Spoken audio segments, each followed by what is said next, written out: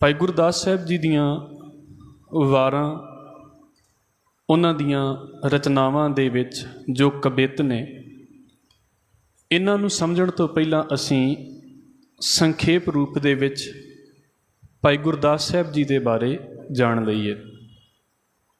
ਸੁਭਾਵਿਕ ਤੌਰ ਦੇ ਉੱਤੇ ਭਾਈ ਗੁਰਦਾਸ ਸਾਹਿਬ ਜੀ ਦੇ ਬਾਰੇ ਇੰਨਾ ਕੁ ਤੇ ਅਸੀਂ ਸਾਰੇ ਜਾਣਦੇ ਹੀ ਹਾਂ ਕਿ ਜਿਸ ਵੇਲੇ ਪੰਜਵੇਂ ਸਤਿਗੁਰੂ ਗੁਰੂ ਅਰਜਨ ਸਾਹਿਬ ਮਹਾਰਾਜ ਜੀ ਨੇ ਗੁਰੂ ਗ੍ਰੰਥ ਸਾਹਿਬ ਮਹਾਰਾਜ ਜੀ ਦਾ ਸਰੂਪ ਲਿਖਵਾਉਣਾ ਸ਼ੁਰੂ ਕੀਤਾ ਸੀ, ਅਤੇ ਉਸ ਸਰੂਪ ਦੇ ਪਹਿਲੇ ਲਿਖਾਰੀ, ਪਹਿਲੇ ਰਾਈਟਰ ਜੋ ਨੇ ਉਹ ਭਾਈ ਗੁਰਦਾਸ ਸਾਹਿਬ ਨੇ।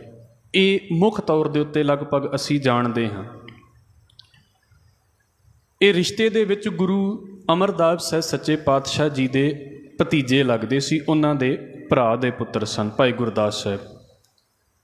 ਅਤੇ ਜਿਸ ਵੇਲੇ ਗੁਰੂ ਅੰਗਦ ਸਾਹਿਬ ਮਹਾਰਾਜ ਜੀ ਦੇ ਹੁਕਮ ਦੇ ਨਾਲ ਗੁਰੂ ਅਮਰਦਾਸ ਸਾਹਿਬ ਸੱਚੇ ਪਾਤਸ਼ਾਹ ਜੀ ਨੇ ਗੋਇੰਦਵਾਲ ਸਾਹਿਬ ਵਸਾਇਆ ਹੈ, ਅਤੇ ਉਦੋਂ ਤੋਂ ਬਾਅਦ ਗੁਰੂ ਅਮਰਦਾਸ ਸਾਹਿਬ ਮਹਾਰਾਜ ਜੀ ਦਾ ਜਿਹੜਾ ਪਰਿਵਾਰ ਸੀ ਜਾਂ ਇਹਨਾਂ ਦੇ ਹੋਰ ਸਾਕ ਸੰਬੰਧੀ ਸ਼ਰੀਕੇ ਵਾਲੇ ਸੀ, ਉਹ ਗੋਇੰਦਵਾਲ ਸਾਹਿਬ ਆ ਕੇ ਅਤੇ ਵਸਣ ਲੱਗ ਪਏ ਸੀ। ਇਸ ਕਰਕੇ ਸੁਭਾਵਿਕ ਜਿਹੀ ਗੱਲ ਹੈ ਵੀ ਭਾਈ ਗੁਰਦਾਸ ਸਾਹਿਬ ਜੀ ਦਾ ਪਰਿਵਾਰ ਵੀ ਉਸ ਵੇਲੇ ਗੁਰੂ ਅਮਰਦਾਸ ਸਾਹਿਬ ਮਹਾਰਾਜ ਜੀ ਦੇ ਕਹਿਣ ਦੇ ਉੱਤੇ ਇੱਥੇ ਆ ਕੇ ਗੋਇੰਦਵਾਲ ਸਾਹਿਬ ਵਸਿਆ ਹੈ। ਹੁਣ ਜਿਸ ਵੇਲੇ ਭਾਈ ਗੁਰਦਾਸ ਸਾਹਿਬ ਜੀ ਦਾ ਜਨਮ ਹੁੰਦਾ ਹੈ ਅਤੇ ਉਸ ਵੇਲੇ ਗੁਰੂ ਅਮਰਦਾਸ ਸਾਹਿਬ ਮਹਾਰਾਜ ਜੀ ਅਜੇ ਗੁਰਤਾ ਗੱਦੀ ਦੇ ਉੱਤੇ ਬਿਰਾਜਮਾਨ ਨਹੀਂ ਹੋਏ। ਕਈਆਂ ਨੇ 1551 ਜਿਹੜੀ ਹੈ ਉਹ ਭਾਈ ਗੁਰਦਾਸ ਸਾਹਿਬ ਜੀ ਦੀ ਜਨਮ ਤਰੀਕ ਦਿੱਤੀ ਹੈ। ਫਿਰ ਵੀ ਇਸ ਗੱਲ ਨੂੰ ਇੱਦਾਂ ਸਮਝ ਲਈਏ ਵੀ ਜਿਸ ਵੇਲੇ ਭਾਈ ਗੁਰਦਾਸ ਸਾਹਿਬ ਜੀ ਦਾ ਜਨਮ ਹੁੰਦਾ ਹੈ ਉਸ ਵੇਲੇ ਗੁਰੂ ਅੰਗਦ ਸਾਹਿਬ ਸੱਚੇ ਪਾਤਸ਼ਾਹ ਜੀ ਗੁਰਤਾ ਗੱਦੀ 'ਤੇ ਬਿਰਾਜਮਾਨ ਨੇ, ਭਾਵੇਂ ਉਹਨਾਂ ਦਾ ਉਹ ਆਖਰੀ ਸਾਲ ਚੱਲਦਾ ਪਿਆ ਹੈ। ਗੁਰੂ ਅਮਰਦਾਸ ਸਾਹਿਬ ਮਹਾਰਾਜ ਜੀ ਉਸ ਵੇਲੇ ਮੌਜੂਦ ਨੇ, ਗੁਰੂ ਰਾਮਦਾਸ ਸਾਹਿਬ ਮਹਾਰਾਜ ਉਸ ਵੇਲੇ ਮੌਜੂਦ ਨੇ, ਅਤੇ ਥੋੜ੍ਹੇ ਸਮੇਂ ਬਾਅਦ ਗੁਰੂ ਅਰਜਨ ਸਾਹਿਬ ਸੱਚੇ ਪਾਤਸ਼ਾਹ ਜੀ ਦਾ ਵੀ ਜਨਮ ਹੋ ਜਾਂਦਾ ਹੈ।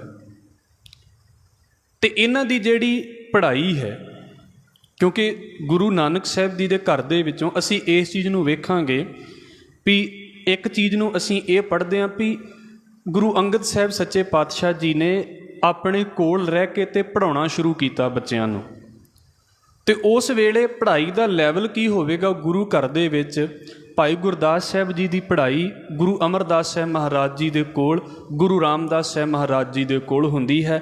ਵਿਚਾਰਵਾਨਾਂ ਦੀ ਰਾਏ ਵੈਸੇ ਇਹ ਆ ਵੀ ਗੁਰੂ ਰਾਮਦਾਸ ਸਾਹਿਬ ਦੇ ਵੇਲੇ ਸਿੱਖੀ ਦੇ ਵਿੱਚ ਆਏ ਨੇ, ਪਰ ਕਿਉਂਕਿ ਇਹ ਬਾਕੀ ਪਰਿਵਾਰ ਗੁਰੂ ਅਮਰਦਾਸ ਸਾਹਿਬ ਮਹਾਰਾਜ ਜੀ ਦਾ ਜੁੜਿਆ ਹੈ, ਇਸ ਕਰਕੇ ਪਰਿਵਾਰ ਭਾਈ ਗੁਰਦਾਸ ਸਾਹਿਬ ਜੀ ਦਾ ਨਾਲ ਹੈ। ਅਸੀਂ ਇਸ ਪਾਸੇ ਤੋਂ ਗੱਲ ਸ਼ੁਰੂ ਕਰਾਂਗੇ।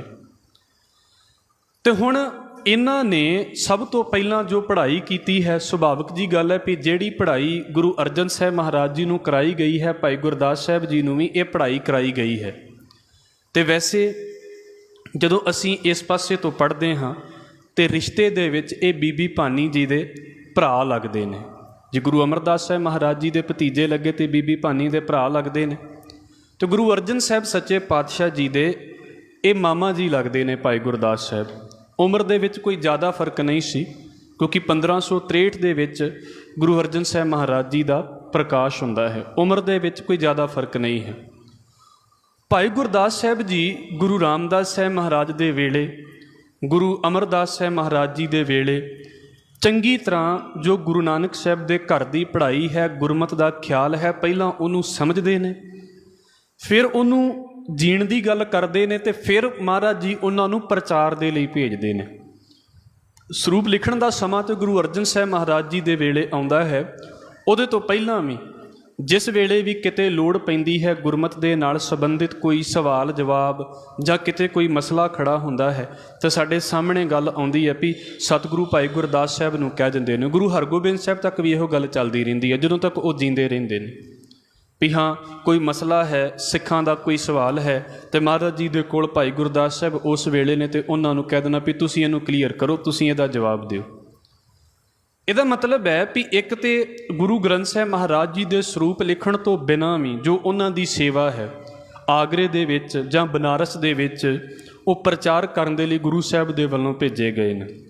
ਇੱਕ ਹੋਰ ਗੱਲ ਕਹਿ ਕੇ ਅਤੇ ਫਿਰ ਅਸੀਂ ਵਾਰ ਦੀ ਵਿਚਾਰ ਦੇ ਨਾਲ ਜੁੜਾਂਗੇ ਜਿਸ ਵੇਲੇ ਸਤਿਗੁਰੂ ਗੁਰੂ ਅਰਜਨ ਸਾਹਿਬ ਮਹਾਰਾਜ ਜੀ ਅਜੇ ਗੁਰਤਾ ਗੱਦੀ ਦੇ ਉੱਤੇ ਬੈਠੇ ਹੋਏ ਨੇ, ਤੇ ਆਪ ਜੀ ਜਾਣਦੇ ਹੋਵੋਗੇ ਇਸ ਗੱਲ ਨੂੰ ਵੀ ਉਸ ਵੇਲੇ ਗੁਰੂ ਅਰਜਨ ਸਾਹਿਬ ਮਹਾਰਾਜ ਦੀ ਕੁੱਲ ਉਮਰ ਲਗਭਗ 18 ਕੁ ਸਾਲ ਦੇ ਕਰੀਬ ਸੀ, ਜਿਸ ਵੇਲੇ ਗੁਰੂ ਅਰਜਨ ਸਾਹਿਬ ਗੁਰਤਾ ਗੱਦੀ ਤੇ ਬੈਠਦੇ ਨੇ। ਤੇ ਉਸ ਵੇਲੇ ਗੁਰੂ ਅਰਜਨ ਸਾਹਿਬ ਮਹਾਰਾਜ ਜੀ ਨੂੰ ਆਪਣੇ ਵੱਡੇ ਭਰਾ ਬਾਬਾ ਪ੍ਰਿਥੀ ਚੰਦ ਦੇ ਵਿਰੋਧ ਦਾ ਬਹੁਤ ਮੁਕਾਬਲਾ ਕਰਨਾ ਪਿਆ ਹੈ, ਬਹੁਤ ਵਿਰੋਧ ਸਹਿਣ ਕਰਨਾ ਪਿਆ ਹੈ ਉਹਨਾਂ ਨੂੰ। ਕਈ ਤਰੀਕਿਆਂ ਦੇ ਇਲਜ਼ਾਮ ਬਾਬਾ ਪ੍ਰਿਥੀ ਚੰਦ ਦੇ ਵੱਲੋਂ ਗੁਰੂ ਅਰਜਨ ਸਾਹਿਬ ਮਹਾਰਾਜ ਦੇ ਉੱਤੇ ਲੱਗਦੇ ਨੇ। ਪਰ ਜਿਸ ਵੇਲੇ ਅਸੀਂ ਅੱਗੇ ਪੜ੍ਹਦੇ ਹਾਂ ਵੀ ਭਾਈ ਗੁਰਦਾਸ ਸਾਹਿਬ ਜੀ ਨੂੰ ਸਤਿਗੁਰੂ ਜੀ ਨੇ ਪ੍ਰਚਾਰ ਕਰਨ ਦੇ ਲਈ ਭੇਜਿਆ ਹੋਇਆ ਸੀ, ਤੇ ਅਜੇ ਕੁਝ ਸਮੇਂ ਬਾਅਦ ਜਦੋਂ ਭਾਈ ਗੁਰਦਾਸ ਸਾਹਿਬ ਆਉਂਦੇ ਨੇ ਤੇ ਉਹ ਵੇਖਦੇ ਨੇ ਵੀ ਜਿਹੜੀ ਸੰਗਤ ਹੈ ਉਹਦੇ ਨਾਲ ਬਾਬਾ ਪ੍ਰਿਥੀ ਚੰਦ ਕੀ ਕਰਦੇ ਨੇ, ਸੰਗਤ ਦੀ ਦਸਵੰਧ ਦੀ ਭੇਟਾ ਜਾਂ ਹੋਰ ਜਿਹੜੀ ਭੇਟਾ ਹੈ ਉਹ ਤੇ ਆਪਣੇ ਕੋਲ ਰੱਖ ਲੈਂਦੇ ਨੇ, ਪਰ ਸੰਗਤ ਨੂੰ ਗੁਰੂ ਅਰਜਨ ਸਾਹਿਬ ਮਹਾਰਾਜ ਜੀ ਦੇ ਲੰਗਰ ਦੇ ਵੱਲ ਭੇਜ ਦਿੱਤਾ ਜਾਂਦਾ ਹੈ। ਹੌਲੀ ਹੌਲੀ ਲੰਗਰ ਮਸਤਾਨਾ ਹੋਣਾ ਸ਼ੁਰੂ ਹੋ ਗਿਆ। ਉੱਥੇ ਹੁਣ ਸੰਗਤਾਂ ਨੂੰ ਸੁਚੇਤ ਕਰਨ ਦੇ ਲਈ ਇੱਕ ਸਪੈਸ਼ਲ ਵਾਰ ਹੈ, ਭਾਈ ਗੁਰਦਾਸ ਸਾਹਿਬ ਜੀ ਦੀ 36 ਨੰਬਰ ਵਾਰ ਹੈ। ਉਹ ਭਾਈ ਗੁਰਦਾਸ ਸਾਹਿਬ ਜੀ ਨੇ ਮੰਨਿਆ ਜਾਂਦਾ ਵੀ ਉਸ ਵੇਲੇ ਉਚਾਰਨ ਕੀਤੀ ਹੈ। ਬਾਬਾ ਪ੍ਰਿਥੀ ਚੰਦ ਦੇ ਜਿਹੜੇ ਮਸੰਦ ਸਨ, ਜੋ ਸਪੈਸ਼ਲ ਸੰਗਤਾਂ ਨੂੰ ਆਪਣੇ ਵੱਲ ਖਿੱਚ ਕੇ ਲੈ ਕੇ ਜਾਂਦੇ ਸਨ, ਉਹਨਾਂ ਤੋਂ ਸੁਚੇਤ ਕਰਨ ਦੇ ਲਈ, ਸੰਗਤ ਨੂੰ ਗੁਰੂ ਦੀ ਪਹਿਚਾਣ ਦੱਸਣ ਦੇ ਲਈ ਅੰਮ੍ਰਿਤਸਰ ਦੇ ਵਿੱਚ ਰੁਕ ਕੇ ਤੇ ਭਾਈ ਗੁਰਦਾਸ ਸਾਹਿਬ ਜੀ ਨੇ ਉਸ ਵੇਲੇ ਸੰਗਤਾਂ ਨੂੰ ਸਿੱਧੇ ਰਸਤੇ ਦੇ ਉੱਤੇ ਵੀ ਪਾਇਆ ਹੈ। ਇਹ ਉਹਨਾਂ ਦੇ ਪ੍ਰਚਾਰ ਦਾ ਇੱਕ ਹਿੱਸਾ ਹੈ। ਇੱਕ ਲਿਖਾਰੀ ਦੇ ਰੂਪ ਦੇ ਵਿੱਚ ਗੁਰੂ ਗ੍ਰੰਥ ਸਾਹਿਬ ਸੱਚੇ ਪਾਤਸ਼ਾਹ ਦਾ ਸਰੂਪ ਲਿਖਦੇ ਨੇ, ਦੂਜਾ ਪ੍ਰਚਾਰਕ ਦੇ ਰੂਪ ਦੇ ਵਿੱਚ ਵੱਖ-ਵੱਖ ਇਲਾਕਿਆਂ ਦੇ ਵਿੱਚ ਪ੍ਰਚਾਰ ਕਰਨ ਦੇ ਲਈ ਜਾਂਦੇ ਨੇ, ਤੇ ਤੀਜਾ ਜਿਹੜਾ ਅਸੀਂ ਆਹ ਪਾਸਾ ਹੈ ਵੀ ਭਾਈ ਗੁਰਦਾਸ ਸਾਹਿਬ ਜੀ ਦੀਆਂ ਆਪਣੀਆਂ ਜਿਹੜੀਆਂ ਲਿਖਤਾਂ ਨੇ, ਜਿਨ੍ਹਾਂ ਦੇ ਵਿੱਚ ਅਸੀਂ ਵਾਰਾਂ ਨੂੰ ਗੁਰੂ ਬਖਸ਼ਿਸ਼ ਦੇ ਸਦਕਾ ਸ਼ੁਰੂ ਕਰਦੇ ਹਾਂ, ਤੇ ਉਹਨਾਂ ਦੇ ਵਿੱਚ ਉਹਨਾਂ ਨੇ ਗੁਰਮਤਿ ਦੇ ਸਿਧਾਂਤਾਂ ਨੂੰ ਬੋਲਿਆ ਹੈ। ਇੱਕ ਤੇ ਇਹ ਪਾਸਾ ਹੈ ਵੀ ਇਹ ਪੰਜਾਬੀ ਦੇ ਵਿੱਚ ਹੈ। ਇੱਦਾਂ ਕਹਿ ਲਈਏ ਵੀ ਜੋ ਅੱਜ ਤੋਂ ਲਗਭਗ 400-450 ਸਾਲ ਪਹਿਲਾਂ ਦੀ ਪੰਜਾਬੀ ਹੈ, ਉਹਦੇ ਅੱਖਰ ਬੋਲੇ ਜਾਂਦੇ ਨੇ। ਕਈ ਤਾਂ ਬਹੁਤ ਸੌਖੀਆਂ ਵਾਰਾਂ ਨੇ, ਬੜੀ ਜਲਦੀ ਸਮਝ ਆ ਜਾਂਦੀਆਂ ਨੇ, ਪਰ ਕੁਝ ਵਕੈਬਲਰੀ ਸਾਡੇ ਕੋਲੋਂ ਖਤਮ ਹੋ ਗਈ, ਇਸ ਕਰਕੇ ਸਾਨੂੰ ਨਹੀਂ ਪਤਾ ਲੱਗਦਾ। ਔਰ ਇਹਨਾਂ ਦਾ ਤਰੀਕਾ ਵੀ ਸਭ ਤੋਂ ਕਮਾਲ ਦਾ ਇਹੀ ਹੈ, ਕੁਝ ਵਾਰਾਂ ਨੂੰ ਛੱਡ ਕੇ ਬਹੁਤੀਆਂ ਵਾਰਾਂ ਦੇ ਵਿੱਚ ਇਹ ਹੈ ਕਿ ਉਹ ਪਹਿਲਾਂ ਉਦਾਹਰਨਾਂ ਦੇਈ ਜਾਂਦੇ ਨੇ, ਐਗਜ਼ਾਮਪਲਸ ਦੇਈ ਜਾਂਦੇ ਨੇ, ਤੇ ਲਾਸਟ ਦੇ ਵਿੱਚ ਜਿਹੜੀ ਅਖੀਰਲੀ ਪੰਕਤੀ ਹੈ ਉਹਦੇ ਵਿੱਚ ਗੁਰਮਤਿ ਦੀ ਗੱਲ ਕਰ ਦਿੰਦੇ ਨੇ। ਉਹਨਾਂ ਨੂੰ ਸਮਝਣਾ ਬੜਾ ਜ਼ਰੂਰੀ ਹੁੰਦਾ ਵੀ ਗੁਰਮਤਿ ਦੀ ਗੱਲ ਕਿੱਥੇ ਕੀਤੀ ਗਈ ਹੈ। ਕੁਝ ਬਹੁਤ ਕਮਾਲ ਦੀਆਂ ਕਹਾਣੀਆਂ, ਕਈ ਉਹਦੇ ਵਿੱਚ ਤੁਸੀਂ ਵੇਖੋਗੇ ਵੀ ਕਹਾਣੀਆਂ ਦਾ ਆਸਰਾ ਲੈ ਕੇ ਵੀ ਗੁਰਮਤਿ ਦੀ ਗੱਲ ਭਾਈ ਗੁਰਦਾਸ ਸਾਹਿਬ ਨੇ ਸਾਡੇ ਸਾਹਮਣੇ ਰੱਖੀ ਹੈ। ਸੋ ਫਿਰ ਸਤਿਗੁਰੂ ਦੇ ਕੋਲੋਂ ਅਰਦਾਸ ਕਰਕੇ, ਮਹਾਰਾਜ ਜੀ ਦੇ ਕੋਲ ਬੇਨਤੀ ਕਰਕੇ ਤੇ ਅਸੀਂ ਇਸ ਵਿਚਾਰ ਨੂੰ ਸ਼ੁਰੂ ਕਰੀਏ ਜੀ। ਮਹਾਰਾਜ ਕਿਰਪਾ ਕਰਨ।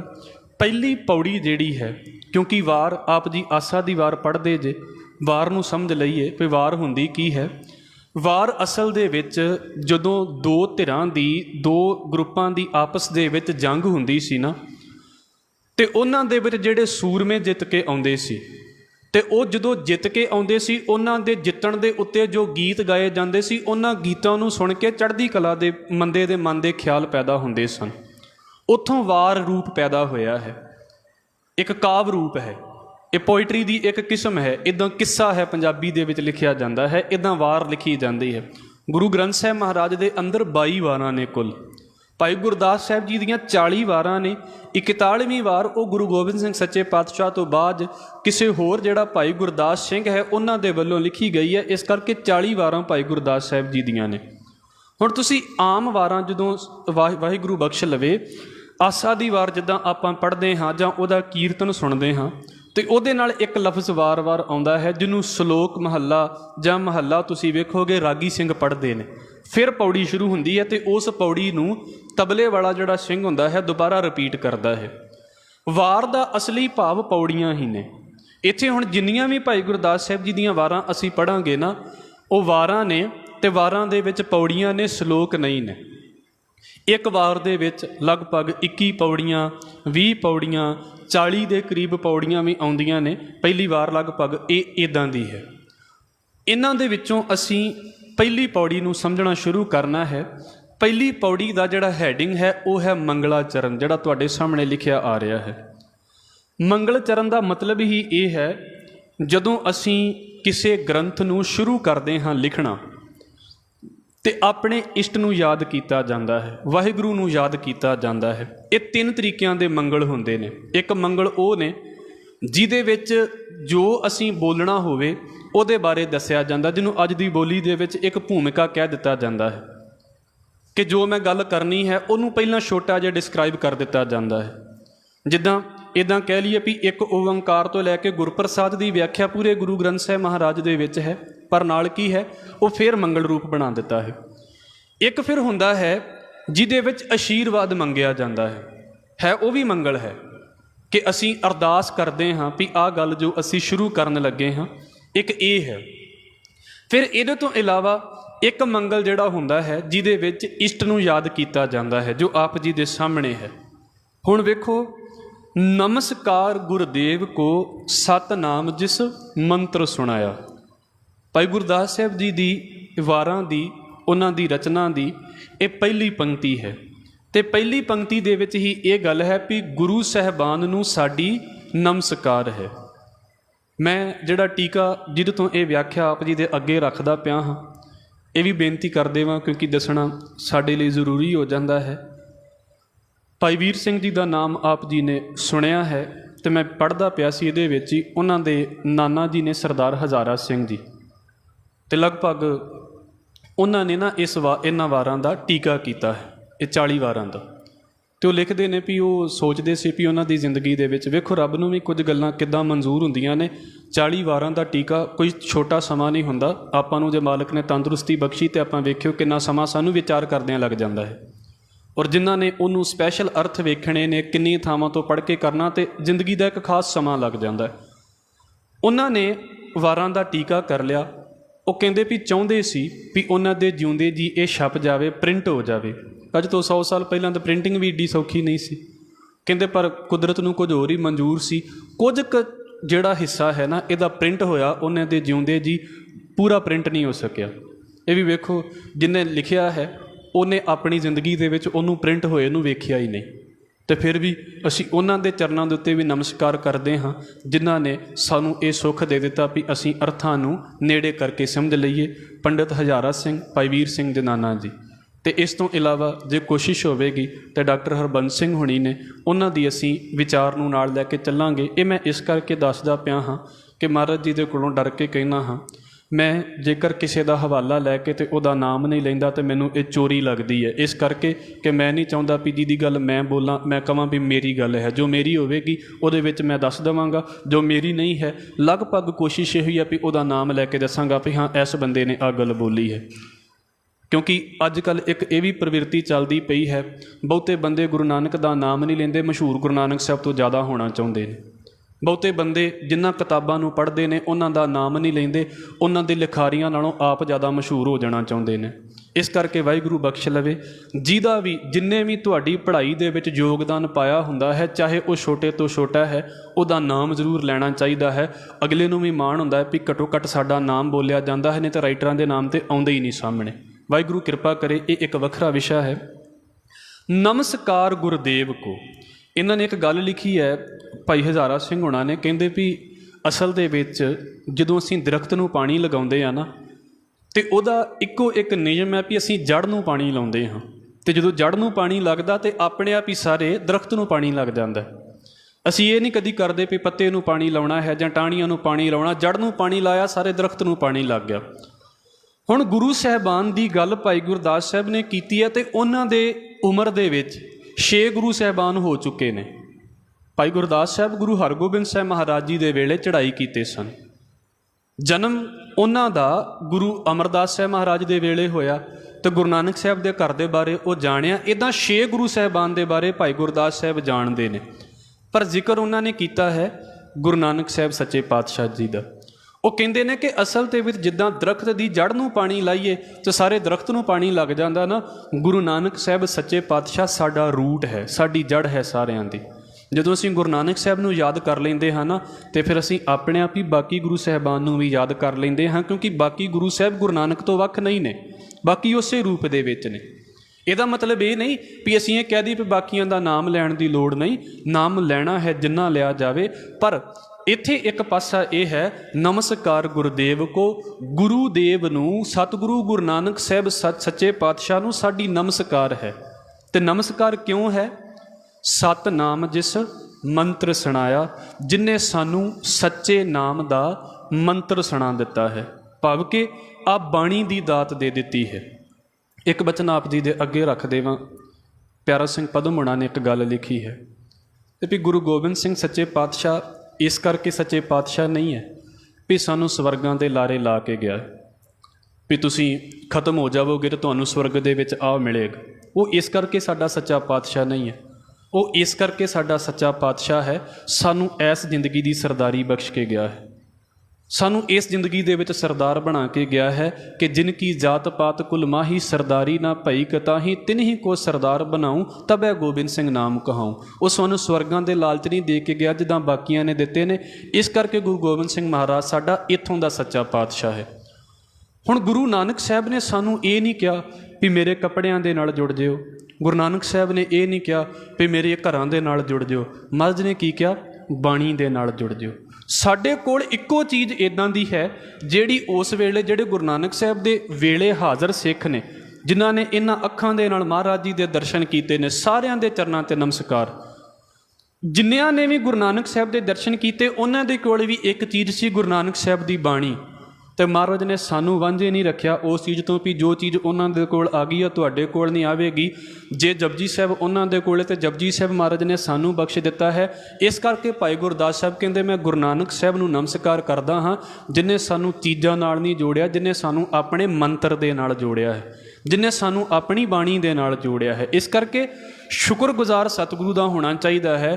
ਜੇ ਵਾਹਿਗੁਰੂ ਬਖਸ਼ ਲਵੇ, ਮੈਂ ਸਿਰਫ ਇੱਕ ਪਾਸਾ ਸੋਚ ਸਕਦਾ ਹਾਂ, ਦਾਤਾਰ ਕਿਰਪਾ ਕਰੇ ਇਹਨੂੰ ਇਹ ਨਾ ਸਮਝ ਲੈਣਾ ਵੀ ਇੱਦਾਂ ਨਾ ਹੁੰਦਾ ਉਹੀ ਹੈ ਜੋ ਮਾਲਕ ਨੂੰ ਮਨਜ਼ੂਰ ਹੈ।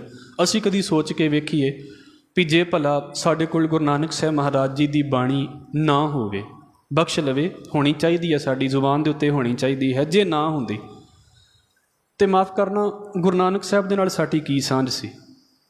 ਸਾਡੀਆਂ ਉਹੀ 3-4 ਕਹਾਣੀਆਂ ਰਹਿਣੀਆਂ ਸੀ। ਅਤੇ ਹੁਣ ਨੂੰ ਤੇ ਬਾਬੇ ਨਾਨਕ ਨੂੰ ਤੁਸੀਂ ਵੇਖੋ ਕਿਹੋ ਜਿਹੀਆਂ ਕਥਾ ਕਹਾਣੀਆਂ ਦੇ ਵਿੱਚ ਪਾ ਕੇ ਤੇ ਬਾਬੇ ਦੀ ਗੱਲ ਹੀ ਹੋਰ ਬਣਾ ਦੇਣੀ ਸੀ ਲੋਕਾਂ ਨੇ। ਇਹ ਤਾਂ ਸਾਡੇ ਕੋਲ ਬਾਣੀ ਹੈ ਕਿ ਲੋਕ ਸਾਨੂੰ ਸਵਾਲ ਕਰਨ ਤੋਂ ਸੋਚਦੇ ਨੇ ਵੀ ਬਾਣੀ ਦੇ ਵਿੱਚ ਤਾਂ ਕੁਝ ਹੋਰ ਲਿਖਿਆ ਹੈ, ਸਾਖੀਆਂ ਕਿੱਦਾਂ ਹੋਰ ਬਣਾ ਦਈਏ। ਅਤੇ ਜੇ ਬਾਣੀ ਨਾ ਹੁੰਦੀ ਤਾਂ ਲੋਕਾਂ ਨੇ ਤਾਂ ਸਾਖੀਆਂ ਬਣਾ ਕੇ ਬਾਬੇ ਦਾ ਹੋਰ ਹੀ ਰੂਪ ਪੇਸ਼ ਕਰ ਦੇਣਾ ਸੀ। ਇਸ ਕਰਕੇ ਸਭ ਤੋਂ ਪਹਿਲਾਂ ਨਮਸਕਾਰ ਉਸ ਸਤਿਗੁਰੂ ਨੂੰ ਇਹ ਹੈ ਵੀ ਜਿਹਨੇ ਸਾਡੀ ਝੋਲੀ ਦੇ ਵਿੱਚ ਜਪਜੀ ਸਾਹਿਬ ਦਾ ਖਜ਼ਾਨਾ ਪਾਇਆ, ਆ ਬਾਣੀ ਦਾ ਖਜ਼ਾਨਾ ਪਾ ਦਿੱਤਾ ਹੈ। ਅਤੇ ਮੈਂ ਬੇਨਤੀ ਕਰਕੇ ਅਗਲੀ ਗੱਲ ਸ਼ੁਰੂ ਕਰਾਂਗਾ, ਇਹਨੂੰ ਐਵੇਂ ਨਾ ਸੁੱਟ ਦਿਓ। ਮਹਾਰਾਜ ਕਿਰਪਾ ਕਰੇ ਜਿੰਨੀ ਬਾਣੀ ਯਾਦ ਕਰ ਸਕਦੇ ਹਾਂ ਬਾਣੀ ਯਾਦ ਕਰੀਏ। ਸ਼ਾਇਦ ਮੈਂ ਕੱਲ੍ਹ ਜਾਂ ਪਰਸੋਂ ਵੀ ਇਸ ਗੱਲ ਨੂੰ ਬੋਲਿਆ ਸੀ, ਪੋਥੀਆਂ ਸਾਡੇ ਘਰਾਂ 'ਚ ਹੋਣੀਆਂ ਚਾਹੀਦੀਆਂ ਨੇ, ਪਰ ਬਾਣੀ ਜ਼ੁਬਾਨ 'ਤੇ ਹੀ ਹੋਣੀ ਚਾਹੀਦੀ ਹੈ। ਇਹ ਜਿੰਨੀ ਯਾਦ ਹੋ ਜੇ ਓਨੀ ਥੋੜ੍ਹੀ ਹੈ। ਜਿੰਨਾ ਵੀ ਵੇਲ ਮਿਲੇ ਸਮਾਂ ਕੱਢ ਕੇ ਇਹਨੂੰ ਯਾਦ ਕਰਨ ਦੀ ਕੋਸ਼ਿਸ਼ ਕਰਿਆ ਕਰੀਏ, ਇੰਟਰਸਟ ਹੌਲੀ ਹੌਲੀ ਬਣ ਜਾਵੇਗਾ। ਨਮਸਕਾਰ ਹੈ ਸਤਿਗੁਰੂ ਨੂੰ ਜਿਸ ਨੇ ਸਾਨੂੰ ਆਪਣੀ ਬਾਣੀ ਦੀ ਦਾਤ ਬਖਸ਼ੀ ਹੈ। ਅਤੇ ਇਸ ਬਾਣੀ ਦੇ ਨਾਲ ਕੀ ਹੋਇਆ? ਭਵਜਲ ਵਿੱਚੋਂ ਕੱਢ ਕੇ ਮੁਕਤ ਪਦਾਰਥ ਮਾਹੇ ਸਮਾਇਆ। ਭਾਈ ਗੁਰਦਾਸ ਸਾਹਿਬ ਕਹਿੰਦੇ ਸਾਨੂੰ ਨਾ ਉਹਨੇ ਭੌਜਲ 'ਚੋਂ ਕੱਢ ਲਿਆ। ਭੌਜਲ ਦਾ ਮਤਲਬ ਉਹ ਹੁੰਦਾ ਹੈ ਜਿਹੜਾ ਔਖਾ ਸੰਸਾਰ ਸਮੁੰਦਰ ਹੈ। ਮਤਲਬ ਇਸ ਬਾਣੀ ਨੂੰ ਅਸੀਂ ਸੁਣਿਆ, ਇਸ ਬਾਣੀ ਨੂੰ ਅਸੀਂ ਸਮਝਿਆ ਅਤੇ ਅਸੀਂ ਲਾਈ ਲੱਗ ਬਣ ਕੇ ਜ਼ਿੰਦਗੀ ਨਹੀਂ ਕੱਢੀ। ਨਮਸਕਾਰ ਤਾਂ ਆਪਣੇ ਆਪ ਹੀ ਹੋ ਗਈ ਵੀ ਸਾਨੂੰ ਬਾਬੇ ਨੇ ਲਾਈ ਲੱਗ ਨਹੀਂ ਬਣਨ ਦਿੱਤਾ। ਵੀ ਇਹ ਨਹੀਂ ਕਿਹਾ ਵੀ 10 ਜਾਣੇ ਸੂਰਜ ਨੂੰ ਪਾਣੀ ਦੇ ਜਾਂਦੇ ਸੀ ਤਾਂ ਮਗਰੇ ਤੁਸੀਂ ਵੀ ਦੇਣਾ ਸ਼ੁਰੂ ਕਰ ਦਿਓ। ਸਾਨੂੰ ਬਾਬੇ ਨੇ ਲਾਈ ਲੱਗ ਨਹੀਂ ਬਣਾਇਆ। ਉਹ ਗੁਰੂ ਗੋਬਿੰਦ ਸਿੰਘ ਮਹਾਰਾਜ ਦੇ ਵੇਲੇ ਨਾ ਇੱਕ ਸਾਖੀ ਆਉਂਦੀ ਹੈ ਕੁਰੂਕਸ਼ੇਤਰ ਦੀ ਵਿੱਚ, ਅਤੇ ਮਹਾਰਾਜ ਜੀ ਜਾਂਦੇ ਤੇ ਪ੍ਰਚਾਰ ਕਰਨ ਦੇ ਲਈ ਨੇ। ਅਤੇ ਉੱਥੇ ਹੁਣ ਵੇਖੋ ਵੀ ਸਾਰੇ ਜਿਹੜੇ ਪੰਡਿਤ ਸੀ ਨਾ, ਪਾਂਡੇ ਸੀ, ਉਹ ਗੁਰੂ ਗੋਬਿੰਦ ਸਿੰਘ ਮਹਾਰਾਜ ਦੇ ਕੋਲ ਆ ਗਏ ਵੀ ਮਹਾਰਾਜ ਇੰਨੀ ਦੁਨੀਆ ਦਾਨ ਕਰਦੀ ਪਈ, ਤੁਸੀਂ ਵੀ ਦਾਨ ਕਰੋ। ਕਿਉਂਕਿ ਉਹਨਾਂ ਨੂੰ ਲੱਗਦਾ ਸੀ ਵੀ ਮਹਾਰਾਜ ਦੇ ਠਾਠ ਬਾਠ ਚੰਗੇ ਨੇ ਅਤੇ ਦਾਨ ਵੀ ਚੰਗਾ ਹੋਵੇਗਾ। ਅਤੇ ਉਹ ਕਹਿੰਦੇ ਵੀ ਮਹਾਰਾਜ ਗੁਰੂ ਗੋਬਿੰਦ ਸਿੰਘ ਮਹਾਰਾਜ ਜੀ ਨੇ ਉਹਨਾਂ ਦਾ ਗਧਾ ਦਾਨ ਕਰ ਦਿੱਤਾ। ਭਾਈ ਵੀਰ ਸਿੰਘ ਹੋਣਾ ਦੀ ਹਵਾਲਾ ਹੈ, ਮਤਲਬ ਗਧਾ ਦਾਨ ਕਰ ਦਿੱਤਾ। ਹੁਣ ਗਧਾ ਕਿੱਥੇ ਦਾਨ ਕੀਤਾ ਜਾਂਦਾ? ਕਹਿਣ ਦਾ ਭਾਵ ਕੀ ਸੀ ਵੀ ਭਾਈ ਜਿਹੜੇ ਦਾਨ ਦੇ ਵਿੱਚ ਤੁਸੀਂ ਲੋਕਾਂ ਨੂੰ ਫਸਾਉਣਾ ਚਾਹੁੰਦੇ ਜੇ ਵੀ ਇੱਕ ਨੇ ਕੰਮ ਕੀਤਾ ਪਿੱਛੇ ਦੂਜੇ ਨੇ ਵੀ ਕਰ ਦਿੱਤਾ, ਪਿੱਛੇ ਤੀਜੇ ਨੇ ਵੀ ਕਰ ਦਿੱਤਾ, ਇਹਦੇ ਵਿੱਚੋਂ ਬਾਹਰ ਨਿਕਲੋ। ਕਿਉਂ ਇਹਨਾਂ ਨੂੰ ਲੁੱਟਦੇ ਪਏ ਜੇ? ਅਤੇ ਮੈਂ ਸਿੱਖਾਂ ਦਾ ਹਾਲ ਵੀ ਆਪ ਜੀ ਦੇ ਅੱਗੇ ਰੱਖ ਦੇਵਾਂ। ਮਹਾਰਾਜ ਕਹਿੰਦੇ ਇਸ ਕਰਕੇ ਨਮਸਕਾਰ ਹੈ ਗੁਰੂ ਨਾਨਕ ਸਾਹਿਬ ਸੱਚੇ ਪਾਤਸ਼ਾਹ ਨੂੰ, ਸਾਨੂੰ ਉਹਨੇ ਲਾਈ ਲੱਗ ਨਹੀਂ ਬਣਨ ਦਿੱਤਾ। ਸਾਨੂੰ ਉਹਨੇ ਆਪਣੇ ਇਹ ਨਹੀਂ ਕਿਹਾ ਵੀ ਜੋ ਜਿੱਥੇ ਦੁਨੀਆ ਜਾਂਦੀ ਹੈ ਪਿੱਛੇ ਤੁਸੀਂ ਵੀ ਲੱਗੇ ਰਹੋ। ਭਵਜਲ ਵਿੱਚੋਂ ਕੱਢ ਕੇ ਉਹਨੇ ਕੱਢ ਲਿਆ ਸਾਨੂੰ ਇਹਨਾਂ ਭੀੜਾਂ ਦੇ ਵਿੱਚੋਂ। ਮੁਕਤ ਪਦਾਰਥ ਮਾਹੇ ਸਮਾਇਆ, ਜੇ ਨਾ ਕਿਤੇ ਅਸੀਂ ਨਿਕਲਦੇ ਇਹਨਾਂ ਚੀਜ਼ਾਂ ਦੇ ਵਿੱਚੋਂ। ਤੇ ਇਸੇ ਭਾਈ ਗੁਰਦਾਸ ਸਾਹਿਬ ਦੀ ਵਾਰ ਆਵੇਗੀ, ਕਿਸੇ ਨੇ ਚੰਦਰਮਾ ਦੇ ਅੱਗੇ ਮੱਥੇ ਟੇਕਦੇ ਫਿਰਨਾ ਸੀ ਅਤੇ ਕਿਸੇ ਨੇ ਸੱਪਾਂ ਦੇ ਅੱਗੇ ਮੱਥੇ ਟੇਕਦੇ ਫਿਰਨਾ ਸੀ। ਇਹੀ ਸਾਡਾ ਧਰਮ ਹੋਣਾ ਸੀ। ਤੁਸੀਂ ਪੜ੍ਹ ਕੇ ਵੇਖ ਲਿਓ ਸਾਡੇ ਗੁਰੂ ਨਾਨਕ ਸਾਹਿਬ ਤੋਂ ਪਹਿਲਾਂ ਦੇ ਧਰਮ ਨੂੰ। ਔਰ ਇਹ ਵੀ ਫਰਕ ਵੇਖ ਲਿਓ, ਨਾਰਥ ਇੰਡੀਆ ਦੇ ਧਰਮ ਦਾ ਅਤੇ ਬਾਕੀ ਇੰਡੀਆ ਦੇ ਧਰਮ ਦਾ ਤੁਹਾਨੂੰ ਜ਼ਮੀਨ ਅਸਮਾਨ ਦਾ ਫਰਕ ਲੱਗੇਗਾ। ਭਾਵੇਂ ਉਹਨਾਂ ਦੇ ਵਿੱਚ ਸਿੱਖੀ ਦਾ ਦਾਇਰਾ ਹੈ ਜਾਂ ਨਹੀਂ ਹੈ, ਉਹ ਸਿੱਖੀ ਦਾ ਪ੍ਰਭਾਵ ਹੈ ਉਹਦੇ ਉੱਤੇ। ਭਵਜਲ ਵਿੱਚੋਂ ਕੱਢ ਕੇ ਮੁਕਤ ਪਦਾਰਥ ਮਾਹੇ ਸਮਾਇਆ, ਜਨਮ ਮਰਨ ਭਉ ਕੱਟਿਆ। ਅਤੇ ਜਦੋਂ ਜ਼ਿੰਦਗੀ ਬੜੇ ਸੁੱਖ ਦੇ ਨਾਲ ਕੱਟੀ ਹੈ ਅਤੇ ਫਿਰ ਜਨਮ ਮਰਨ ਦਾ ਤਾਂ ਡਰ ਹੀ ਖਤਮ ਹੋ ਗਿਆ, ਜੰਮਣ ਮਰਨ ਦਾ ਡਰ ਖਤਮ ਹੋ ਗਿਆ। ਸੰਸਾ ਰੋਗ ਵਿਜੋਗ ਮਿਟਾਇਆ। ਸੰਸਾ ਦਾ ਮਤਲਬ ਹੁੰਦਾ ਹੈ ਵਹਿਮ, ਭੁਲੇਖਾ। ਇਹ ਇੱਦਾਂ ਦਾ ਇੱਕ ਸ਼ਬਦ ਹੈ ਜਿਹਨੂੰ ਅਸੀਂ ਆਨੰਦ ਸਾਹਿਬ ਦੇ ਵਿੱਚ ਵੀ ਪੜ੍ਹਦੇ ਹਾਂ, ਕਰਮੀ ਸਹਿਜ ਨਾ ਊਪਜੇ ਵਿਣ ਸਹਿਜੇ ਸਹਿਸਾ ਨਾ ਜਾਏ। ਸੰਸਾ ਦਾ ਮਤਲਬ ਹੁੰਦਾ ਭੁਲੇਖਾ, ਮਤਲਬ ਜਿਸ ਭੁਲੇਖੇ ਦੇ ਵਿੱਚ ਹੀ ਅਸੀਂ ਜ਼ਿੰਦਗੀ ਜੀ ਕੇ ਚਲੇ ਜਾਂਦੇ ਹਾਂ। ਬੜਾ ਵੱਡਾ ਭੁਲੇਖਾ ਜਿਹਾ ਲੱਗਦਾ ਸਾਨੂੰ ਜ਼ਿੰਦਗੀ ਦੇ ਵਿੱਚ। ਇੱਕ ਹਵਾਲਾ ਹੈ, ਮੈਂ ਆਪ ਜੀ ਦੇ ਅੱਗੇ ਰੱਖ ਦੇਵਾਂ। ਜ਼ਿੰਦਗੀ ਦੋ ਬੇਸ ਦੇ ਉੱਤੇ ਜੀਵੀ ਜਾਂਦੀ ਹੈ। ਸ਼ਾਇਦ ਮੀਰਦਾਦ ਨੇ, ਹਾਂਜੀ ਮੀਰਦਾਦ ਨੇ ਗੱਲ ਲਿਖੀ, ਕਹਿੰਦਾ ਵੀ ਜਾਂ ਤਾਂ ਜੀਣ ਲਈ ਮਰੋ ਅਤੇ ਜਾਂ ਮਰਨ ਲਈ ਜੀਓ। ਹੈ ਬਸ ਦੋ ਹੀ ਗੱਲਾਂ ਨੇ ਵੀ ਇੰਨਾ ਲੰਮਾ ਚੌੜਾ ਖਿਲਾਰਾ ਖਿਲਾਰੀ ਜਾਓ, ਪੜ੍ਹੀ ਜਾਓ, ਸਾਰਾ ਕੁਝ ਕਰੀ ਜਾਓ। ਕਿਉਂ? ਕਿਉਂਕਿ ਇੱਕ ਦਿਨ ਸਾਡੇ ਸਾਹ ਬੰਦ ਹੋ ਜਾਣੇ ਨੇ। ਹੁਣ ਦੌੜ ਭੱਜ ਇਸ ਕਰਕੇ ਕਰ ਲਓ ਵੀ ਇੱਕ ਦਿਨ ਤੁਸੀਂ ਡਿੱਗ ਪਵਾਂਗੇ, ਮਤਲਬ ਇੱਕ ਦਿਨ ਖਤਮ ਹੋ ਜਾਣਾ ਹੈ, ਇਸ ਲਈ ਅਸੀਂ ਜੀ ਰਹੇ ਹਾਂ। ਅਤੇ ਕਹਿੰਦੇ ਫਿਰ ਜਾਂ ਤਾਂ ਇੱਦਾਂ ਕਰ ਲਓ, ਇਹਦੇ ਤੋਂ ਬਿਲਕੁਲ ਉਲਟ ਹੋ ਜਾਓ ਵੀ ਤੁਸੀਂ ਹੁਣ ਮਰ ਜਾਓ ਤਾਂ ਕਿ ਤੁਹਾਡਾ ਜੀਵਨ ਹੋ ਜਾਵੇ, ਮਤਲਬ ਹੁਣ ਆਪਣੇ ਆਪ ਦੇ ਉੱਤੇ ਕੰਟਰੋਲ ਕਰ ਲਓ। ਪਰ ਵਹਿਮ ਦੇ ਵਿੱਚ ਪਏ ਬੰਦੇ ਨੂੰ ਇੰਝ ਲੱਗਦਾ ਵੀ ਹਾਂ ਜੋ ਮੈਂ ਮੰਨਦਾ ਹਾਂ ਉਹੀ ਠੀਕ ਹੈ। ਵਹਿਮ ਦਾ ਮਤਲਬ ਹੀ ਕੀ ਹੈ ਨਹੀਂ ਹੈ, ਪਰ ਉਹਨੂੰ ਲੱਗਦਾ ਹੈ। ਜਿਹਨੂੰ ਬਾਬਾ ਰਵਿਦਾਸ ਕਹਿੰਦੇ ਨੇ, ਰਾਜ ਭੁਯੰਗ ਪ੍ਰਸੰਗ ਜੈਸੇ ਹੈ ਅਬ ਕਛ ਮਰਮ ਜਨਾਇਆ। ਵੇਖੋ ਕਿੱਡੇ ਕਮਾਲ ਦਾ ਸ਼ਬਦ ਹੈ। ਕਹਿੰਦੇ ਹੁਣ ਥੋੜ੍ਹੀ ਥੋੜ੍ਹੀ ਸਮਝ ਪੈਣ ਲੱਗੀ ਹੈ, ਇੱਦਾਂ ਨਹੀਂ ਵੀ ਬਸ ਜੀ ਲਿਆ ਅਤੇ ਗੱਲ ਖਤਮ ਹੋ ਗਈ। ਹਨੇਰੇ ਦੇ ਵਿੱਚ ਜਿਸ ਤਰ੍ਹਾਂ ਰੱਸੀ ਵੀ ਸੱਪ ਲੱਗਦੀ ਹੈ ਨਾ, ਭਾਈ ਭਗਤ ਰਵਿਦਾਸ ਜੀ ਕਹਿੰਦੇ ਨੇ ਰਾਜ ਭੁਯੰਗ ਪ੍ਰਸੰਗ ਜੈਸੇ ਹੈ। ਰੱਸੀ ਵੀ ਜਿਸ ਤਰ੍ਹਾਂ ਸੱਪ ਲੱਗਦੀ ਹੈ ਹਨੇਰੇ ਦੇ ਵਿੱਚ। ਅਬ ਕਛ ਮਰਮ ਜਨਾਇਆ ਅਨਿਕ ਕਟਕ ਜੈਸੇ ਭੂਲ ਪਰੇ ਅਬ ਕਹਿਤੇ ਕਹਿਨ ਨਾ ਆਇਆ। ਕਹਿੰਦੇ ਸੀ ਤੇ ਹਨੇਰੇ ਦੇ ਵਿੱਚ ਰੱਸੀ ਨੂੰ ਵੀ ਸੱਪ ਸਮਝੀ ਬੈਠੇ ਸੀ। ਸਾਡਾ ਏਡਾ ਵੱਡਾ ਵਹਿਮ ਸੀ ਅਤੇ ਸਾਡਾ ਵੀ ਸੰਸਾਰ ਦਾ ਵਹਿਮ ਏਡਾ ਹੀ ਹੈ। ਮੰਨਦੇ ਹਾਂ ਅਤੇ ਭਾਵੇਂ ਨਹੀਂ ਮੰਨਦੇ, ਸਾਨੂੰ ਥੋੜ੍ਹਾ ਲੱਗਦਾ ਵੀ ਅਸੀਂ ਖਤਮ ਹੋ ਜਾਣਾ। ਸਾਨੂੰ ਇਹ ਥੋੜ੍ਹਾ ਲੱਗਦਾ ਵੀ ਆਹ ਚੀਜ਼ਾਂ ਜਿਹੜੀਆਂ ਅੱਖਾਂ ਦੇ ਸਾਹਮਣੇ ਨੇ ਅੱਜ ਹੈ ਨੇ, ਕੱਲ੍ਹ ਨੂੰ ਨਹੀਂ ਹੋਣੀਆਂ। ਸਾਨੂੰ ਪਤਾ ਹੋਣ ਦੇ ਬਾਵਜੂਦ ਵੀ ਯਕੀਨ ਨਹੀਂ ਆਉਂਦਾ ਵੀ ਇਹ ਖਤਮ ਹੋ ਜਾਣਗੀਆਂ। ਇਹ ਸਭ ਤੋਂ ਵੱਡੇ ਵਹਿਮ ਦੇ ਵਿੱਚ ਜੀਂਦੇ ਹਾਂ ਅਸੀਂ। ਮਾਧਵੇ ਕਿਆ ਕਹੀਏ ਭਰਮ ਐਸਾ, ਜੈਸਾ ਮਾਨੀਏ ਹੋਏ ਨਾ ਤੈਸਾ। ਸੱਚੇ ਪਾਤਸ਼ਾਹ ਜੋ ਅਸੀਂ ਮੰਨ ਕੇ ਬੈਠੇ ਹੁੰਦੇ ਹਾਂ, ਤੂੰ ਸਾਡੀਆਂ ਸਾਰੀਆਂ ਮਾਨਤਾਵਾਂ ਦੇ ਉੱਤੇ, ਸਾਡੇ ਸਾਰੇ ਵਿਸ਼ਵਾਸਾਂ ਦੇ ਉੱਤੇ ਕਾਂਟੇ ਮਾਰ ਕੇ ਤੁਰ ਪੈਂਦਾ ਹੈ। ਜੈਸਾ ਮਾਨੀਏ ਹੋਏ ਨਾ ਤੈਸਾ, ਜੈਸਾ ਅਸੀਂ ਮੰਨ ਕੇ ਚੱਲਦੇ ਹਾਂ ਉਸ ਤਾਂ ਕੁਝ ਹੁੰਦਾ ਹੀ ਨਹੀਂ। ਮਰਦ ਕਹਿੰਦੇ ਇਸ ਕਰਕੇ ਨਮਸਕਾਰ ਹੈ, ਜਨਮ ਮਰਨ ਭਉ ਕੱਟਿਆ, ਸੰਸਾ ਰੋਗ ਵਿਜੋਗ ਮਿਟਾਇਆ। ਜਿਨ੍ਹੇ ਸਾਡੇ ਵਹਿਮ ਤੋੜ ਦਿੱਤੇ ਨੇ, ਜਿਨ੍ਹੇ ਸਾਡੇ ਪੁਰਾਣੇ ਬਣੇ ਹੋਏ ਖਿਆਲ ਤੋੜ ਦਿੱਤੇ ਗੁਰੂ ਨੇ, ਫਿਰ ਸਾਡਾ ਮਾਨਸਿਕ ਰੋਗ ਖਤਮ ਕਰ ਦਿੱਤਾ। ਵਹਿਮ ਵੀ ਬੜਾ ਵੱਡਾ ਮਾਨਸਿਕ ਰੋਗ ਹੈ। ਵਿਯੋਗ ਮਿਟਾਇਆ, ਵਿਯੋਗ ਦਾ ਮਤਲਬ ਹੈ ਰੱਬ ਦੇ ਨਾਲੋਂ ਵਿਛੋੜਾ। ਸੰਸਾ ਇਹ ਸੰਸਾਰ ਹੈ, ਜਨਮ ਮਰਨ ਵਿੱਚ ਦੁੱਖ ਸਬਾਇਆ। ਸਬਾਇਆ ਸੰਸਾਰ, ਇਹਨੂੰ ਇਹ ਵਹਿਮ ਦਾ ਰੋਗ ਲੱਗਾ ਹੋਇਆ ਹੈ। ਇੱਥੇ ਇੱਕ ਤਾਂ ਵਹਿਮ ਉਹ ਹੁੰਦੇ ਨੇ ਜਿਹੜੇ ਆਹ ਧਾਗਿਆਂ ਤਵੀਤਾਂ ਵਾਲੇ ਵਹਿਮ ਹੁੰਦੇ ਨੇ। ਲੋਕ ਤਾਂ ਇਹਨਾਂ ਹੀ ਵਹਿਮਾਂ 'ਚੋਂ ਨਹੀਂ ਨਿਕਲ ਪਾਉਂਦੇ। ਇਹ ਧਾਗਿਆਂ ਤਵੀਤਾਂ ਵਾਲੇ ਵਹਿਮ ਹੁੰਦੇ ਨੇ ਵੀ ਦੁਕਾਨ ਸ਼ੁਰੂ ਕਰਨੀ ਹੈ ਅਤੇ ਮੂੰਹ ਕਿੱਧਰ ਨੂੰ ਕਰੀਏ, ਕਾਰੋਬਾਰ ਸ਼ੁਰੂ ਕਰਨਾ ਅਤੇ ਕਾਰੋਬਾਰ ਕਿੱਦਣ ਸ਼ੁਰੂ ਕਰੀਏ, ਕਿਹੜੀ ਚੀਜ਼ ਦੁਕਾਨ ਦੇ ਅੰਦਰ ਰੱਖੀਏ ਅਤੇ ਦੁਕਾਨ ਦੇ ਵਿੱਚੋਂ ਗਾਹਕ ਨਹੀਂ ਬਾਹਰ ਨਿਕਲਣਗੇ। ਇਹ ਕੀ ਹੈ? ਇਹ ਹੁੰਦੇ ਨੇ ਬਾਹਰ ਦੇ ਵਹਿਮ। ਦਿਨ ਕਿਹੜਾ ਚੰਗਾ ਹੈ, ਕਿਹੜਾ ਦਿਨ ਮਾੜਾ, ਇਹ ਬਾਹਰ ਦੇ ਵਹਿਮ ਹੁੰਦੇ ਨੇ। ਇੱਕ ਵਹਿਮ ਹੁੰਦਾ ਹੈ ਜਿਹੜਾ ਅਸੀਂ ਜ਼ਿੰਦਗੀ ਨੂੰ ਸੰਭਾਲ ਕੇ ਚੱਲਦੇ ਪਏ ਹਾਂ, ਵੀ ਸਾਨੂੰ ਲੱਗਦਾ ਵੀ ਨਹੀਂ ਇਹ ਸਾਰਾ ਕੁਝ ਸੱਚ ਹੀ ਸੱਚ ਤੁਰਿਆ ਫਿਰਦਾ।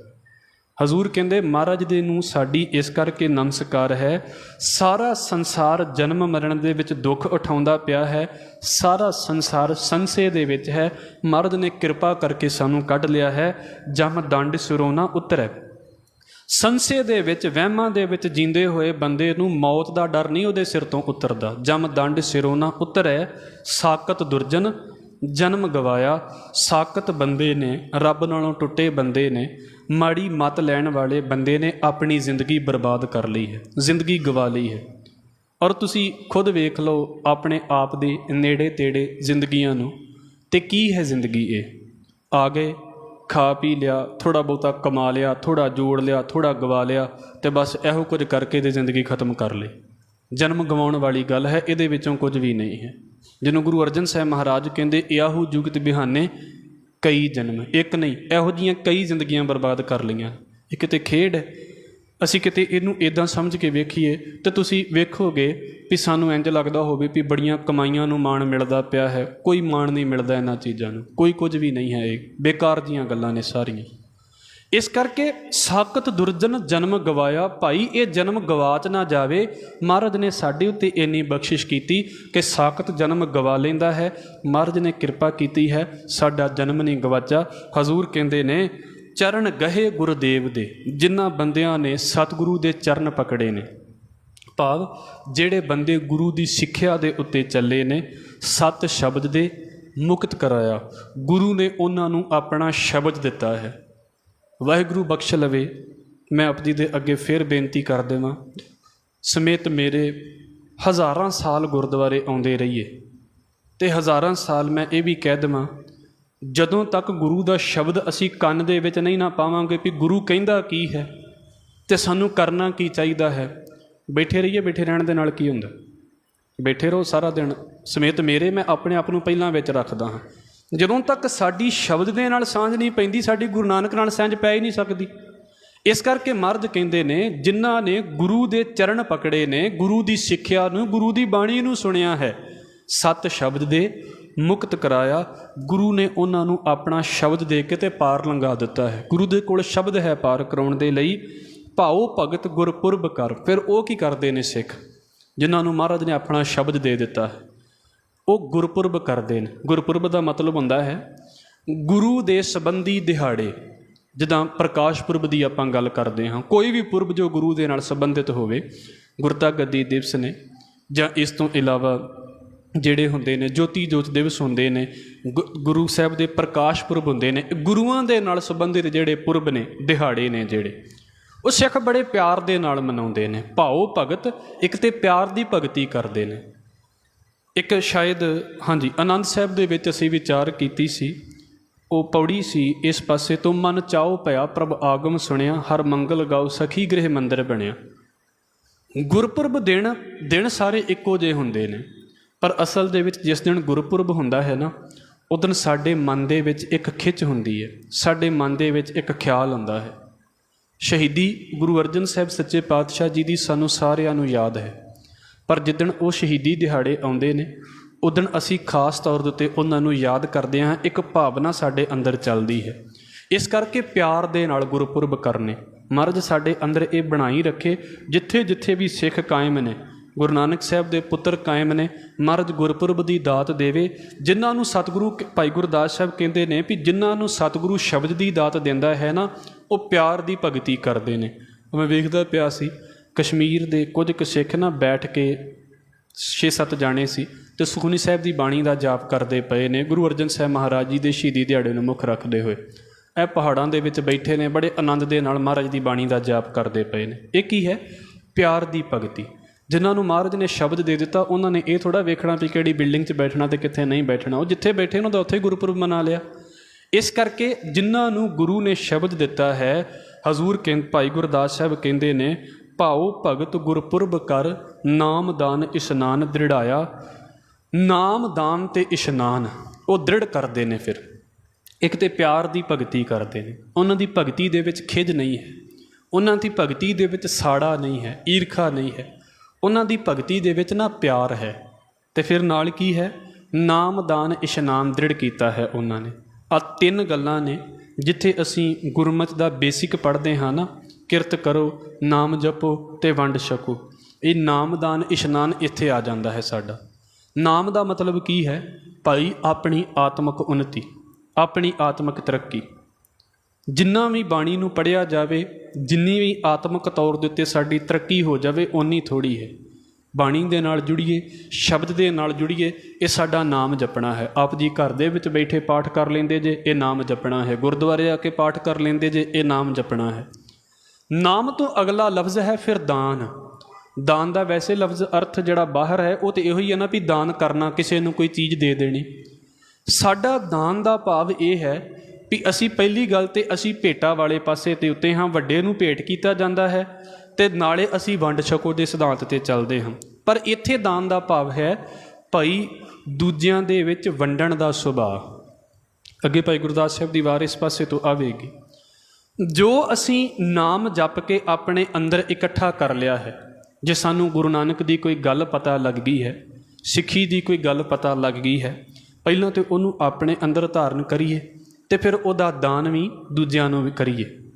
ਜਿਹਨੂੰ ਮਹਾਰਾਜ ਜੀ ਇੱਦਾਂ 12 ਮਾਹ ਦੇ ਵਿੱਚ ਕਹਿੰਦੇ ਨੇ, 12 ਮਾਹ ਮਾਝ ਗੁਰੂ ਅਰਜਨ ਸਾਹਿਬ ਸੱਚੇ ਪਾਤਸ਼ਾਹ, ਮਾਘ ਮੱਜਨ ਸੰਗ ਸਾਧੂਆਂ ਧੂੜੀ ਕਰ ਇਸ਼ਨਾਨ।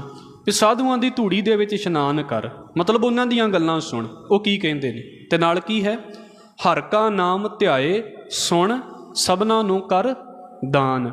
ਵਾਹਿਗੁਰੂ ਦੇ ਨਾਮ ਨੂੰ ਧਿਆ, ਵਾਹਿਗੁਰੂ ਦੇ ਨਾਮ ਨੂੰ ਸੁਣ ਅਤੇ ਇਸ ਨਾਮ ਦਾ ਲੋਕਾਂ ਦੇ ਵਿੱਚ ਦਾਨ ਵੀ ਕਰ। ਮਤਲਬ ਆਪ ਵੀ ਜਪ ਅਤੇ ਹੋਰਨਾਂ ਨੂੰ ਵੀ ਇਸ ਪਾਸੇ ਲਾ। ਹੋਰਨਾਂ ਨੂੰ ਬਸ ਇੰਨਾ ਕਿ ਕਰ ਲਈਏ ਵੀ ਜਿੱਥੇ ਅਸੀਂ ਨਿਤਨੇਮ ਕਰਦੇ ਹਾਂ, ਆਪਣੇ ਬੱਚਿਆਂ ਨੂੰ ਆਦਤ ਪਾ ਲਈਏ ਨਿਤਨੇਮ ਕਰਨ ਦੀ। ਵਾਹਿਗੁਰੂ ਕਿਰਪਾ ਕਰੇ, ਆਪ ਸਹਿਜ ਪਾਠ ਕਰਦੇ ਹਾਂ, ਬੱਚਿਆਂ ਨੂੰ ਵੀ ਇਸ ਪਾਸੇ ਲਾ ਲਈਏ। ਸਾਡੇ ਘਰ ਦੇ ਵਿੱਚੋਂ ਉਹ ਮਾਹੌਲ ਖਤਮ ਨਾ ਹੋਵੇ। ਵਾਹਿਗੁਰੂ ਕਿਰਪਾ ਕਰੇ। ਹਜ਼ੂਰ ਕਹਿੰਦੇ ਨੇ, ਭਾਓ ਭਗਤ ਗੁਰਪੁਰਬ ਕਰ ਨਾਮ ਦਾਨ ਇਸ਼ਨਾਨ ਦ੍ਰਿੜਾਇਆ। ਨਾਮ ਦਾ ਮਤਲਬ ਹੋ ਗਿਆ ਆਪਣੀ ਆਤਮਿਕ ਉੱਨਤੀ, ਦਾਨ ਦਾ ਮਤਲਬ ਹੋ ਗਿਆ ਇਸ ਨਾਮ ਨੂੰ ਦੂਜਿਆਂ ਦੇ ਵਿੱਚ ਵੰਡਣਾ, ਇਸ਼ਨਾਨ ਦਾ ਮਤਲਬ ਹੈ ਸਾਡੀ ਸਰੀਰਕ ਪਵਿੱਤਰਤਾ। ਇੱਕ ਤਾਂ ਆਚਰਣ ਦੀ ਉੱਚਾਈ ਅਤੇ ਦੂਸਰੇ ਨੰਬਰ ਦੇ ਉੱਤੇ ਅਸੀਂ ਉਸ ਧਰਮ ਦੇ ਨਾਲ ਜਾਂ ਉਹਨਾਂ ਥਾਵਾਂ ਦੇ ਨਾਲ ਸੰਬੰਧ ਨਹੀਂ ਰੱਖਦੇ ਜਿੱਥੇ ਮਲੀਨਤਾ ਨੂੰ ਬੜਾ ਮੁੱਖ ਮੰਨਿਆ ਜਾਂਦਾ ਹੈ। ਨਹੀਂ, ਇੱਥੇ ਸਰੀਰਕ ਪਵਿੱਤਰਤਾ ਨੂੰ ਬੜਾ ਮੁੱਖ ਰੱਖਿਆ ਜਾਂਦਾ ਹੈ। ਗੁਰਦੁਆਰੇ ਆਉਣਾ ਹੈ, ਘਰ ਦੇ ਵਿੱਚ ਵੀ ਵਿਚਰਨਾ ਹੈ, ਜਿੱਥੇ ਵੀ ਵਿਚਰਨਾ ਹੈ, ਪਵਿੱਤਰਤਾ ਦਾ, ਸਰੀਰ ਦੀ ਸਫਾਈ ਦਾ ਧਿਆਨ ਰੱਖ ਕੇ। ਇਹ ਇੱਦੋਂ ਦਾ ਸਾਡਾ ਪਾਸਾ ਹੈ ਵੀ ਉਹ ਸਰੀਰ ਵਾਲੇ ਪਾਸੇ ਤੋਂ ਵੀ ਬੜੇ ਤੰਦਰੁਸਤ, ਨਰੋਏ ਸਰੀਰ ਵਾਲੇ ਤੰਦਰੁਸਤ। ਕਿਉਂਕਿ ਗੁਰੂ ਨਾਨਕ ਸਾਹਿਬ ਦੇ ਵੇਲੇ ਇਹੋ ਜਿਹੇ ਮਤ ਵੀ ਚੱਲਦੇ ਹੁੰਦੇ ਸੀ, ਹੁਣ ਤਾਂ ਲਗਭਗ ਉਹਨਾਂ ਦਾ ਪ੍ਰਭਾਵ ਘਟ ਗਿਆ ਹੈ ਅਜੇ ਵੀ ਨੇ, ਜਿਹੜੇ ਗੰਦਗੀ ਦੇ ਵਿੱਚ ਰਹਿਣਾ ਬੜਾ ਪਸੰਦ ਕਰਦੇ ਸੀ ਜਾਂ ਨਹਾਉਣ ਧੋਣ ਨੂੰ ਬਹੁਤਾ ਪ੍ਰੈਫਰ ਨਹੀਂ ਸੀ ਕਰਦੇ। ਮਹਾਰਾਜ ਕਹਿੰਦੇ ਨਹੀਂ, ਸਾਡੇ ਇਹ 3 ਸਿਧਾਂਤ ਨੇ, ਨਾਮ ਦਾ, ਦਾਨ ਦਾ ਅਤੇ ਇਸ਼ਨਾਨ ਦਾ। ਆਪ ਬਾਣੀ ਪੜ੍ਹਨੀ, ਇਸ਼ਨਾਨ ਵੀ ਕਰਨਾ, ਸਰੀਰਕ ਪਵਿੱਤਰਤਾ, ਆਚਰਣ ਦੀ ਪਵਿੱਤਰਤਾ ਅਤੇ ਦਾਨ ਦਾ ਮਤਲਬ ਇਹਨਾਂ ਸਾਰੀਆਂ ਚੀਜ਼ਾਂ ਨੂੰ ਅੱਗੇ ਲੈ ਕੇ ਚੱਲਣਾ। ਜਿਹਾ ਬੀਓ ਤੇਹਾ ਫਲ ਪਾਇਆ। ਜਿਹੋ ਜਿਹਾ ਬੀਜ ਬੰਦਾ ਬੀਜੇਗਾ, ਕਰਮ ਭੂਮ ਮਹਿ ਬੋਵੋ ਨਾਮ। ਮਹਾਰਾਜ ਕਹਿੰਦੇ ਨੇ, ਕਰਮ ਧਰਤੀ ਸਰੀਰ ਜੁਗ ਅੰਤਰ ਜੋ ਬੋਵੈ ਸੋ ਖਾਤ। ਆਹ ਜਿਹੜਾ ਸਰੀਰ ਹੈ ਨਾ ਅਤੇ ਆਹ ਸਮਾਂ ਹੈ, ਇਹ ਸਮਝ ਲਓ ਕਰਮਾਂ ਦੀ ਧਰਤੀ ਹੈ। ਜੋ ਕੁਝ ਸੋਚ ਕੇ ਬੀਜੀ ਜਾਂਦੇ ਹਾਂ, ਜੋ ਕੁਝ ਬੋਲ ਕੇ ਬੀਜੀ ਜਾਂਦੇ ਹਾਂ, ਜੋ ਕੁਝ ਸੁਣ ਕੇ ਬੀਜੀ ਜਾਂਦੇ ਹਾਂ, ਇਹੋ ਹੀ ਫਸਲ ਵੱਡੀ ਹੋਣੀ ਹੈ ਅੰਦਰ। ਇਸ ਕਰਕੇ ਕਿਸੇ ਨੂੰ ਦੋਸ਼ ਦੇਣ ਦੀ ਲੋੜ ਨਹੀਂ ਵੀ ਉਹਨੇ ਮੇਰੇ ਨਾਲ ਇੱਦਾਂ ਕਰ ਦਿੱਤਾ ਅਤੇ ਤੀਜੇ ਨੇ ਮੇਰੇ ਨਾਲ ਇੱਦਾਂ ਕਰ ਦਿੱਤਾ। ਕੋਈ ਨਹੀਂ ਕਰਦਾ, ਮੈਂ ਬੀਜਿਆ ਅਤੇ ਮੇਰੇ ਅੰਦਰ ਉੱਗ ਪੈਂਦਾ ਹੈ। ਜਿਹਾ ਬੀਓ, ਜਿਹੋ ਜਿਹਾ ਕੁਝ ਬੰਦੇ ਨੇ ਬੀਜ ਦਿੱਤਾ ਹੈ ਆਪਣੇ ਅੰਦਰ, ਤੇਹਾ ਫਲ ਪਾਇਆ, ਉਹੋ ਜਿਹਾ ਉਹਨੇ ਫਲ ਪਾ ਲਿਆ ਹੈ। ਭਾਈ ਗੁਰਦਾਸ ਸਾਹਿਬ ਜੀ ਦੇ ਜੀਵਨ ਦੇ ਬਾਰੇ, ਭਾਈ ਗੁਰਦਾਸ ਸਾਹਿਬ ਜੀ ਦੀ ਇਹ ਵਾਰ ਦੀ ਅੱਜ ਪਹਿਲੀ ਪੌੜੀ ਹੀ ਅਸੀਂ ਵਿਚਾਰੀ ਹੈ। ਅੱਗੇ ਸਤਿਗੁਰੂ ਸਮਾਂ ਬਣਾਉਣਗੇ ਅਤੇ ਅਸੀਂ ਇਹਨੂੰ ਅੱਗੇ ਵਿਚਾਰਾਂਗੇ। ਮੈਂ ਫਿਰ ਕਹਿ ਦੇਵਾਂ, ਭਾਈ ਗੁਰਦਾਸ ਸਾਹਿਬ ਲਿਖਤੀ ਰੂਪ ਦੇ ਵਿੱਚ ਗੁਰੂ ਗ੍ਰੰਥ ਸਾਹਿਬ ਮਹਾਰਾਜ ਜੀ ਦੇ ਲਿਖਾਰੀ ਦੇ ਪਾਸੇ ਨੂੰ ਅਸੀਂ ਜਾਣਦੇ ਹਾਂ। ਹੁਣ ਉਹਨਾਂ ਨੇ ਆਪਣੀਆਂ ਜੋ ਰਚਨਾਵਾਂ ਕੀਤੀਆਂ ਨੇ, ਅਤੇ ਪਹਿਲੀ ਰਚਨਾ ਦੇ ਵਿੱਚ ਸਤਿਗੁਰੂ ਦਾ ਉਹਨਾਂ ਨੇ ਮੰਗਲ ਕੀਤਾ ਹੈ। ਮਹਾਰਾਜ ਬਖਸ਼ ਲੈਣ। ਇਹਦੇ ਤੋਂ ਅੱਗੇ ਅਸੀਂ ਕੱਲ੍ਹ ਦੇ ਵੇਲੇ ਜੁੜਨ ਦੀ ਕੋਸ਼ਿਸ਼ ਕਰਾਂਗੇ। ਅੱਜ ਸਾਡੇ ਸਮੇਂ ਦੀ ਇੱਥੇ ਸਮਾਪਤੀ ਹੈ। ਆਪ ਜੀ ਦੇ ਚਰਨਾਂ ਦੇ ਵਿੱਚ ਮੇਰੇ ਪਾਸੋਂ ਬੋਲਦਿਆਂ ਹੋਈਆਂ ਭੁੱਲਾਂ ਦੀ ਖਿਮਾ, ਫਤਿਹ ਨਾਲ ਸਾਂਝ ਪਾਓ ਜੀ। ਵਾਹਿਗੁਰੂ ਜੀ ਕਾ ਖਾਲਸਾ, ਵਾਹਿਗੁਰੂ ਜੀ ਕੀ ਫਤਿਹ।